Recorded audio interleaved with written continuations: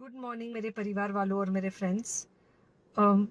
बहुत सारे डॉक्टर्स की तरह मैं भी बहुत परेशान हूँ, इसलिए मुझे लगा कि शायद मैं आपको अगर कुछ कुछ चीज़ें बताना चाहती हूँ और मैं शायद अगर ये बताऊँगी और अगर आप लोग सेफ रहोगे तो I might be at more peace. जैसे आपको सबको पता है कि बॉम्बे की हालत तो बहुत ख़राब है और धीरे धीरे बहुत सारे शहरों की और बहुत सारे स्टेट्स इवन टाउन्स की हालत ख़राब होते जा रही है।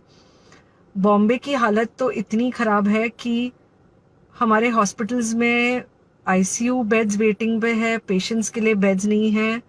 It's a very very helpless, यानी मुझे इतना हेल्पलेस और लाचार कभी फील नहीं हुआ है। We have to literally manage patients at home with oxygen, and this is not something we are enjoying. So I really want all of you to follow a few things that I really am requesting you to follow. First, आप लोग please safe रहो। अगर आपको लग रहा है कि आपको 1 साल से कोरोना नहीं हुआ है इसलिए आप कोई सुपर हीरो हो या आपकी इम्यूनिटी बहुत अच्छी है और आपको ऐसे कुछ नहीं होगा, तो आप गलत फहमी में हो। हम यंग लोगों को देख रहे हैं। I mean we have a 35-year-old who's on the ventilator and we are not able to help people now. So we do not want, we really don't want any of you to be in that situation. So sorry, I think ये जो emotional breakdown है हम doctors में अब सबको कोई ना कोई समय हो रहा है, because we not been so helpless. Okay, so most importantly please take care of yourself. Right now COVID is everywhere around you. Okay, तो अगर आप घर से बाहर निकलो, maybe you're meeting your friends, maybe you're meeting your family, it does not matter, you have to be masked.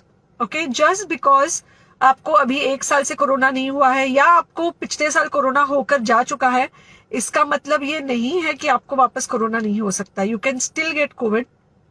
तो please keep yourself very well masked at all times. अगर आप घर से बाहर निकल रहे हो तो घर के बाहर निकलो, मास्क होना चाहिए। मास्क सिर्फ इधर नहीं, मास्क पूरा नाक से पूरा यहाँ तक होना चाहिए। दूसरी बात, अगर आपको कुछ होता है, अगर आपको बुखार आता है या कुछ होता है, पैनिक मत होइए। Do not get unneeded investigations done.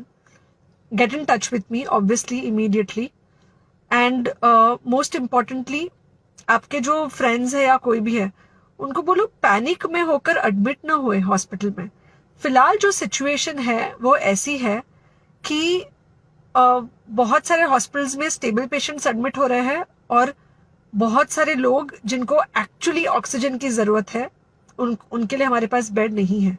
In fact हम लोग घर में लोगों को ऑक्सीजन देके मैनेज करने की कोशिश कर रहे हैं, और ये हमने पहले कभी नहीं किया है कि हम इतने सारे लोगों के लिए बेड्स ढूंढ रहे हैं, इतने सारे लोगों को घर में मैनेज करने की कोशिश कर रहे हैं। So please leave beds for people who actually need it, who have pneumonia, who need oxygen, and who will need to be under very close medical care. Third thing, if you have not taken the vaccine, अगर आपने vaccine नहीं ली है किसी भी कारण से, हो सकता है आप ट्रैवल कर रहे हो सकता है आपको वैक्सीन की हिचक हो सकता है आपने कुछ व्हाट्सएप पे फॉरवर्ड पढ़ा हो कि वैक्सीन की वजह से कुछ साइड इफेक्ट्स हो रहे हैं या कुछ हो रहा है। It's untrue. Please take your vaccine. ये हमको डेफिनेट दिख रहा है कि जो लोगों के 2 वैक्सीन के शॉट्स होकर 2 हफ्ते हो चुके हैं उनमें डेफिनेटली हमको इन्फेक्शन, सीरियस इन्फेक्शंस कम दिख रहे हैं और हॉस्पिटलाइजेशन ना के बराबर है। So the vaccine is definitely helping. Okay, so take care of yourself. Do not take COVID-19 lightly. Please pray for the people in the hospital and please pray for the families and the caretakers of all these people in the hospital. उनको आपके प्रार्थना की बहुत ज़रूरत है और सबसे ज़्यादा ज़रूरत है कि आप अपना ध्यान रखें।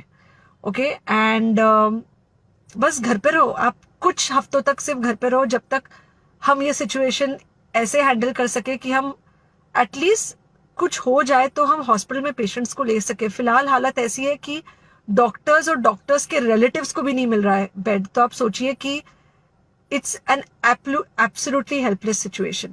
Okay, I think अगर हम सब इतना ध्यान रखेंगे, we will definitely come through this second wave very well.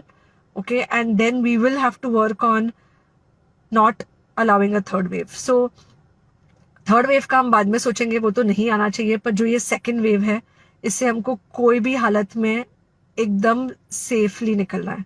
Okay, take care, I really love you.